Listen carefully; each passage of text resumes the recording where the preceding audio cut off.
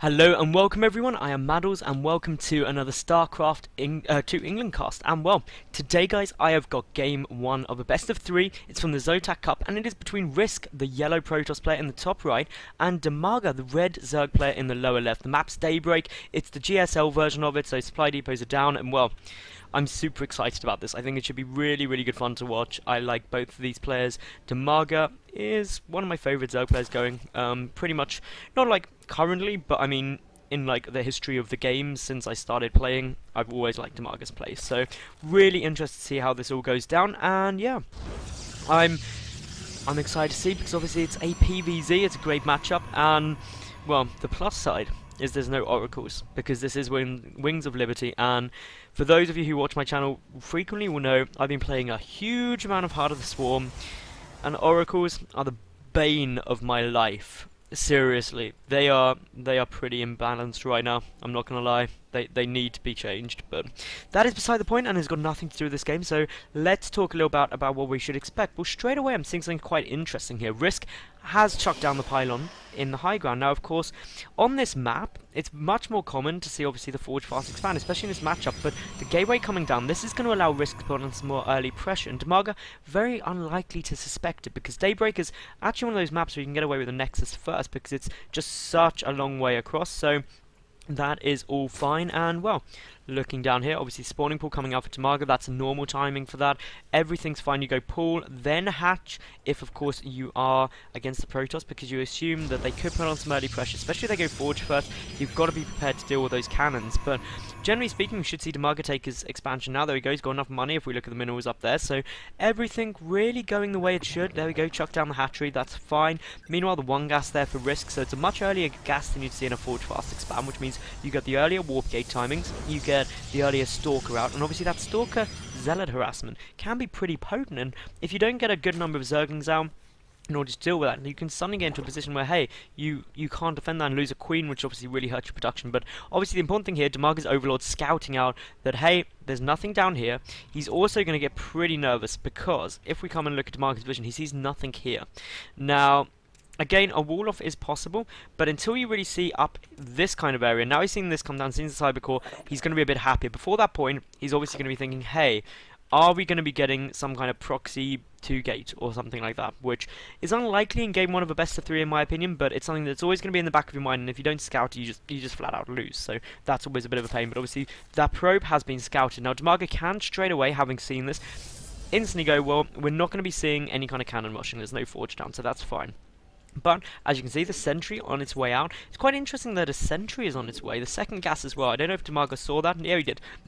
So, that second gas basically says I'm going to be teching up quite heavily. So, this now opens up the position of some more interesting strategies by having the extra gas. It does delay this expansion though. So, we do have the probe coming down, but of course we're at 4 minutes 30. DIMAGA now, obviously, if this is against the Forge Fast expand, should have his third. But he's still a base up, so he's pretty happy about all of that. He is going to be able to scout out that this expansion comes down fairly soon. I don't think he can quite get the vision there, but he sees the probe. So, hopefully, if he's watching it, he is going to be aware of that, and therefore will start thinking about taking this third base. But DIMAGA, interestingly, he hasn't actually taken any gas yet, which usually if you're staying on 2 bases, you do need to start thinking about taking that gas. This Zealot going to be trying to deny that third, so straight away some small gains coming out from getting that a lot earlier gateway down. We've got the pylon coming down, the double sentry there, the double gas just banking up, allowing a lot more sentries to get queued up. So this is a really sentry heavy build out of RiSK, and I can't wait to see how it's all going to go down, to be honest. But obviously this Overlord has now spotted that the expansion's down, so DIMAGA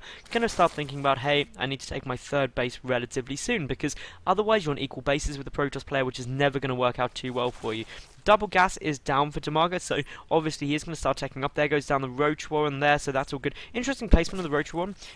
Usually you tend to see it a bit more forward, just to basically have a bit more kind of choky points if you want to build it at your natural. Otherwise you tend to build in your main just to be a bit more secure. But well, as we've got Zergling speed on its way down, and the fact that DIMAGA hasn't yet taken his third base is really making me think this is going to be some 2-base pressure, which to be honest I'm not sure how that's going to work out for him, because as you can see, 2 more gateways, 3, 4 more gateways being added on, so we're going to go up to 5 gates here for the Protoss player.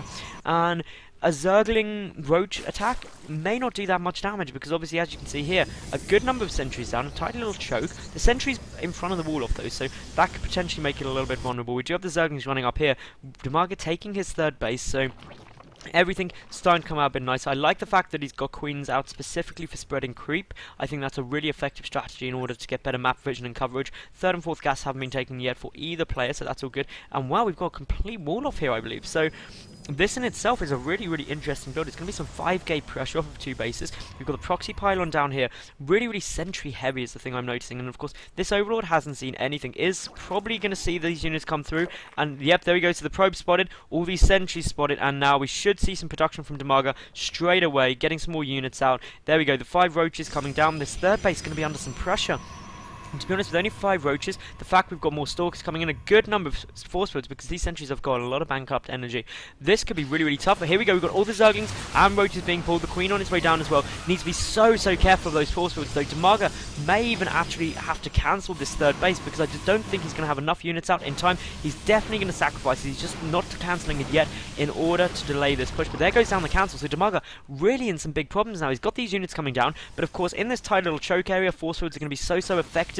The stalker numbers are good. We've got a forward pylon there as well, so we should see some more warpins, more force fields going down. And well, essentially we've got here RiSK building himself a nice little position, trying to get into a nice little attack angle. That evolution chamber not quite going down, but here comes the attempt at the surround. And well, beautiful force fields from RiSK at the moment, able to completely split up those roaches. Some sentries are going to fall, unfortunately, but as you can see, more stalkers warping in, more roaches in production.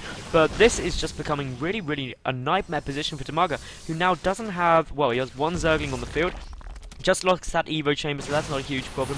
Meanwhile, obviously there's still probes being produced behind this, so if we look at the worker count, 42 to 41 now, so very, very close. Big engagements coming on here. Luckily though, for DIMAGA, he's not overcommitting. If we look at the loss tab, well, he's losing quite a bit more, over double that of his opponent, so he does need to be careful in terms of how cost effective he's being. But this force, really, really scary, and well, these force fields coming down, they're always really nice. A couple of force fields to get a few free units is always good. It's just keeping DIMAGA's army count low, and if we look at the army supply, 58 to 50, obviously Protoss units, they do engage very cost effectively with a good number of force fields. And if we take a look at all these sentries, well, as you can see, we've got decent amount of energy on some of them, so still more force fields there ready. A force field on this ramp would be devastating for units to try and go off there. And well, a great burrow, instant burrow there, no observer obviously, and a good surround, but it looks like RiSK gonna go for this. Another reburrow, this is all fine, but of course the reinforcements coming in need to be careful, because these units just getting right on top of the roaches. The force fields will be less effective therefore, but well, drones all having to be pulled, that's lost mining time. DIMAGA trying to cope with this as best he can. Roach speed is on its way, he has to keep burrowing, unburrowing. Of course, you've got more units coming in. And every time they unburrow, these units straight away start dealing damage. And well, DIMAGA, he is getting his main ramp blocked. He is losing a lot of stuff. He's lost his natural. So even if DIMAGA is able to clean this up now, which he's got a good number of roaches, he does stand a chance of it, RiSK could almost pull back at this stage and really be very, very comfortable, because as you can see, the macro hatch coming down, but a 1 hatchery Zerg or a 1 mining base Zerg is never in a good spot, especially against a 2 base Protoss. But it looks like RiSK happy to just keep this aggression on for the time being, and now slowly kiting backwards, trying to prevent the reinforcements, engage this roach force really in 2, and it's just allowing them to be so, so cost effective, as you can see there from the loss tab. Of course, these pylons are down. RiSK now pulling back, he's getting the forge up behind this, his 3rd and 4th gas. Roach speed is finished though. That's going to be just a bit of a threat. No energy for force fields. Well, 1 force field is available, so may chuck that down just in order to try and get away. There we go, literally on the timing there, so that is all fine. But wow, what do you do in this situation? As DIMAGA will re-expand. He's got his macro hatch up, but he's only there. Well, he does have 2 queens, but he's not quite sure what the other one is. Of course, this force just moving forward. A couple of sentries going to go down, but a great force field there from RiSK. Exactly what he wants. Picking off this pylon, and that basically allows him to get his units back in his base. I do believe, was that a full wall off there? No, he should be able to fit through there. Though having to kill another pylon, which is a bit unfortunate. Depowers the forge. That's bad times. Robotics facility coming down, so taking up behind this. Good amount of gas in the bank, of course. Generate creep at the 3rd, so that will deny the Protoss' 3rd base for a long time. DIMAGA burrowing those roaches just to allow them to start healing up, getting tunneling claws as well, and he's really got to commit here, because economically he's a mile behind. 50 probes to 40 drones. That's never going to be good. RiSK, meanwhile, a little bit low on supply, so building an awful lot of pylons all at once. He's going to happily start warping in again after this. He's got the +1 kind of boosting out. He's got the Observer kind of boosting out. That Observer going to be so essential, giving the detection of the burrowed roaches, making that so much less effective. The Infestation Pit, Evolution Chamber coming down. Third base as well now for DIMAGA. He's desperately trying to get back into this game economically. But if we look at the income, well, this says it all, and this has been a big advantage for RiSK for a large amount of time. And of course, this natural base only just coming back into the flow. RiSK going to be able to pick off that Overlord, and really he's played this beautifully. That earlier attack timing gained from being able to get the Warp K tech out so soon really was crushing, and DIMAGA just wasn't able to hold enough, in my opinion. Now, DIMAGA's really got an uphill battle. Yes, he does have a good number of roaches out. Upgrade-wise, though, no upgrades there, of course. +1 is going to be finished very shortly with those upgrades, and of course the Immortal coming out. That is just so essential in dealing with these roaches. It will do so much damage. The third base, though, is on its way. The Macro Hatch is helping a bit, but as you can see here, still an 11 worker lead for the Protoss player compared to the Zerg. That is always going to be painful, and of course the creep proceeding down here, that's fine. Meanwhile, we've got more Stalkers getting warped in. We've got the first Immortal jumping out. The +1 really near finished, only 10 seconds away, not including the chrono boost. And well, down here the roaches just trying to hold the watchtower, but a third base getting taken by RiSK, and that puts so much pressure onto DIMAGA. He needs to take his fourth now. Yes, he has Infestors coming out, but he just doesn't have the money to sustain this. As you can see from the resources tab, absolutely broke. This single Overlord getting a good scout out of things there. We've got the Zealot keeping the wall off complete. We've got more gateways, not turned into warp gates yet, but here we go. Bit of an engagement here. The Burrow goes down, but of course the Observer there as well, so that makes that completely useless. The second Immortal now popping out, and of course more force fields on their way. More damage being done. Not the best attack angle. DIMAGA is able to get a better arc around here, but of course these units, as they push out, get a better surround. It's all going to be fine. Ideally, what RiSK wants is DIMAGA to try to push up the ramp, because that way he'll be able to force field and basically cut this army in half. But here he goes forward, and those Immortals really starting to do good damage, and well, the Roaches are going to have to go for it. Some force fields trap pretty much everything, but of course tunneling towards allowing them to get away, and DIMAGA in full retreat mode right now. May try and snipe off a few Zealots there, as we're seeing, but behind this, RiSK getting up his robotics bay, taking up to Colossi. He's already got the 2 Immortals out on the field. He's got a third one in there as well. He's got, well, the War Prism for the resupplies, and of course the Stalkers are good. The +1 done, +2 nearly finished, Blink nearly finished. All the upgrades coming together. Of course, we do have some good forward Blinks now, picking up some more units. Meanwhile, the Infestors are ready and waiting. Some Spine Crawlers up. Meanwhile, though, Zealots coming down to the third base. This is causing so much problems. Meanwhile, more reinforcements on their way through. This army from RiSK really looking dangerous. He's got its third base up behind this. The triple cannon, of course, will give good static defense from any Zerglings deciding to go poking or prodding in there. Now it's really going to be up to these fungal growths and how good they can be, but I just don't think any fungal growths are going to be good enough to deal with this force. As you can see, RiSK with a good supply lead. Fungal growths going down everywhere, though. He is managing to snipe off quite a few of these Immortals. That is really what he needs to do. If he picks off all the Immortals, he might be in with a charge. The fungal growth's still going, but there's the forward Blink, and of course all the Roaches have vaporized, and well, I just don't think these reinforcements are going to get in time, and neither does DIMAGA.